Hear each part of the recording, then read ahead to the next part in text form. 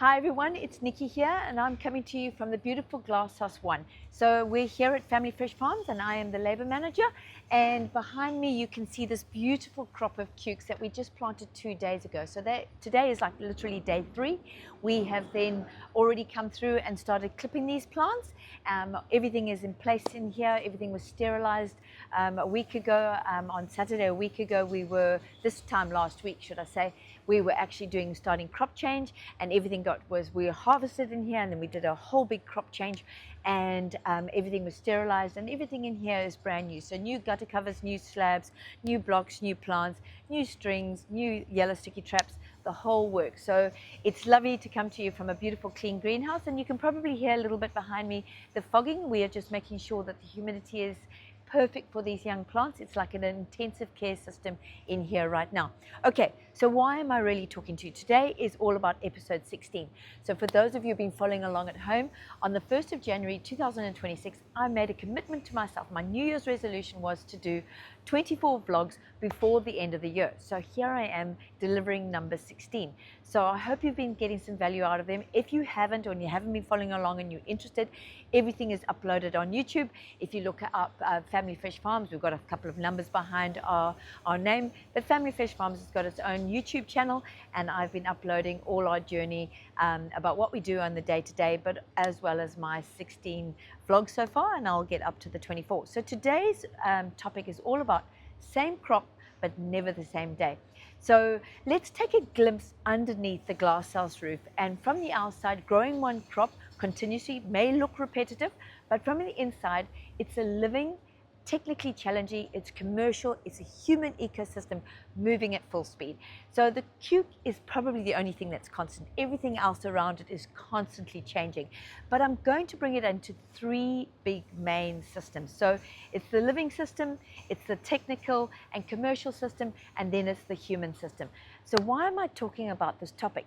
Well, a couple of weeks ago, I put out on LinkedIn and I said, what would everyone like to listen to me? What topic would interest you? And I had a couple of really good responses. So today I'm going to tackle one of the questions asked, and it was asked by Ian Layden, who works for Queensland Department of Agriculture, or DAF, and he asked me the question, what keeps me inspired when we are growing literally the same crop over and over and over again? And how do we keep motivated with doing that? He's coming from mixed vegetables, vegetable rotations, different crops on the land, rotational vegetable production, where there's what seems a lot more variety in crops and the way they're grown.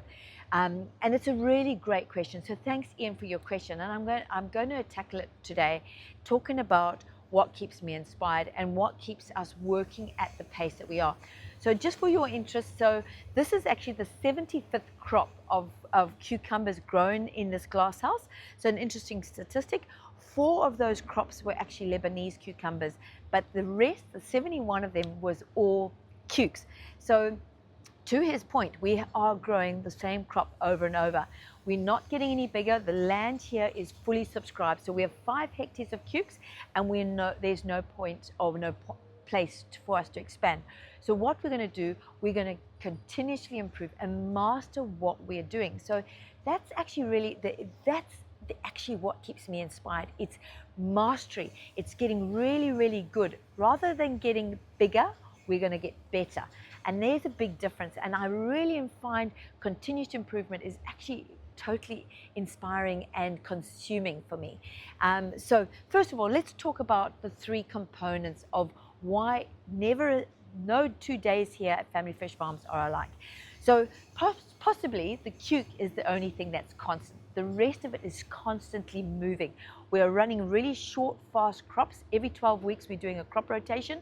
So we are also next door in Glasshouse 2, we've got a crop in mid-cycle. So it is producing Qukes like crazy. It is in full thing. So we're lowering, clipping, deleafing, harvesting.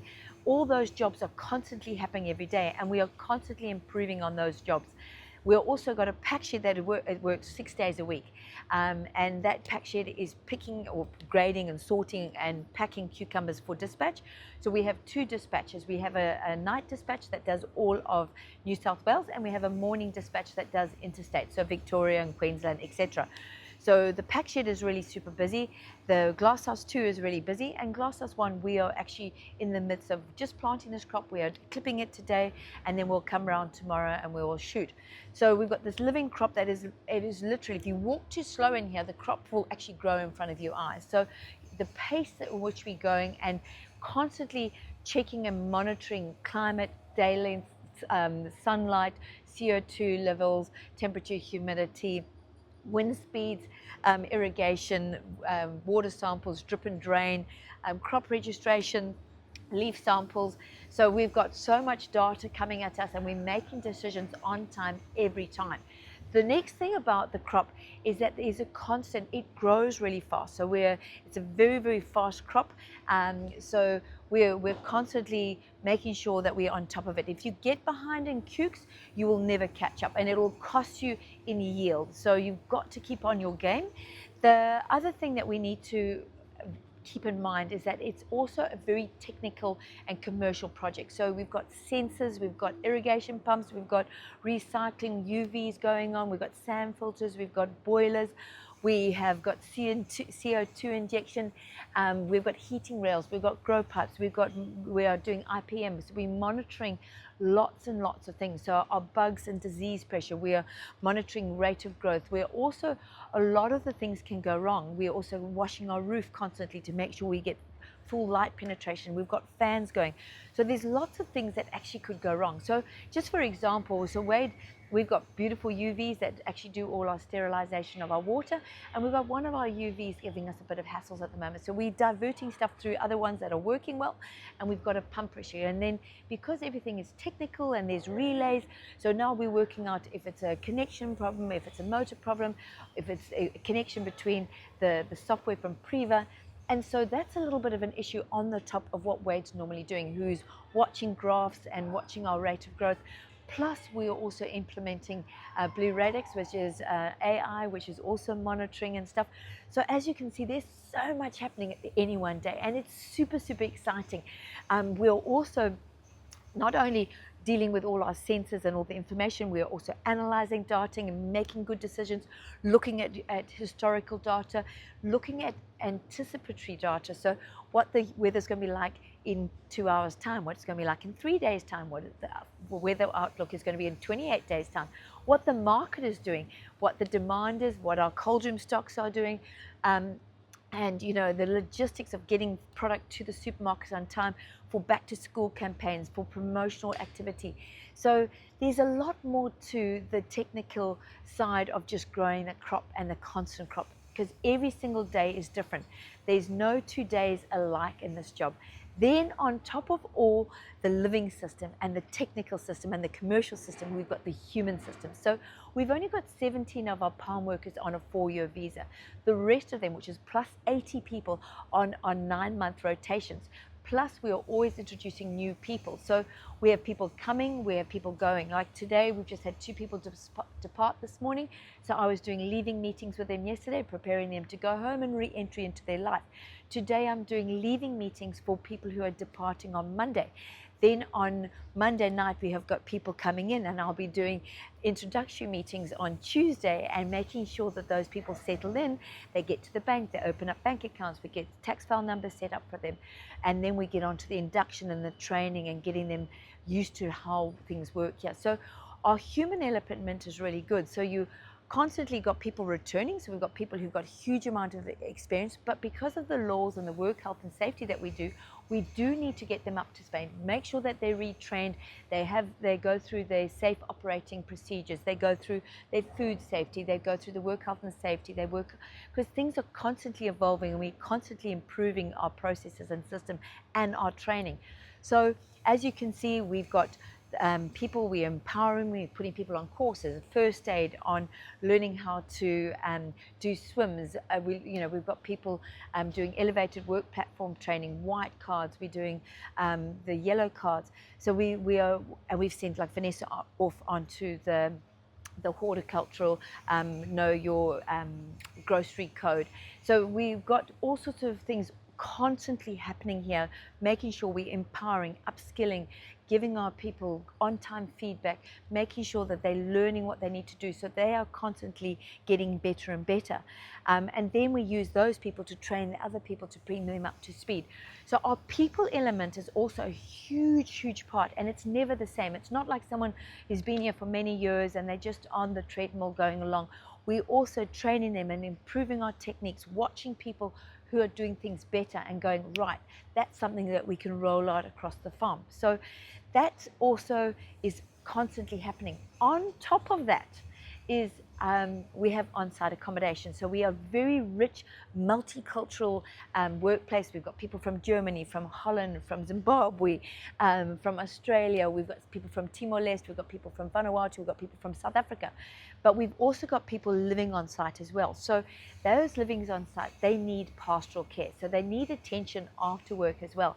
So you've always got things, we've got a full catering kitchen, so we're making sure that people are eating well, that we've got the gyms are fully functional, that the rooms and everything, so it's not only what happens in the workplace, it's after hours as well. It's making sure buses are going on time. For instance, today we had Ubers going to the airport. We've got a big bus going down on Monday to take people out. So you making sure that people's suitcases are the right, they're not more than 32 kilos, making sure that they are keeping under their 40 kilos and understanding that if they're more than 40 kilos, how much that's going to cost them on excess baggage. So the job here is absolutely sensationally inspirational and motivating. There's no 2 days are the same. We are constantly changing, getting better, mastering. So sometimes it's not about scale, it's about getting down into the weeds and getting into the detail and constantly and forever doing better. And then look at what I'm doing. I'm actually doing all this blog series and vlog series to make sure that we're educating our consumers so that they have a real appreciation when that little Qukes gets on their plate or into their lunchbox, that how it's grown and the care that we take in making, the passion that we put into growing a great quality product, making sure that we don't use excess chemicals or fertilizers, that we are making sure that we're doing things in the most sustainable way that we can, that we're using biological controls, so not just loads of pesticides all over here. We're using good bugs to prey on the bad bugs, that we are doing a responsible production of good healthy food for children to eat, for people who are going through chemotherapy, for people who are not 100% well, that they are knowing that they're getting a healthy snack that is almost 90% water, but is full of good nutrients and vitamins, that is healthy and good for them. And that's something that we're really, truly passionate about. But all of these things that we do here are constantly changing. So it's really super exciting. No 2 days are the same. We work at a hell of a pace.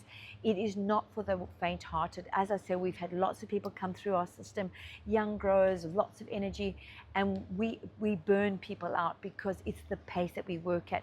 But what we try to do is trying to get more people skilled so that people can take their breaks and they can take some downtime and they can get the weekend off every now and again.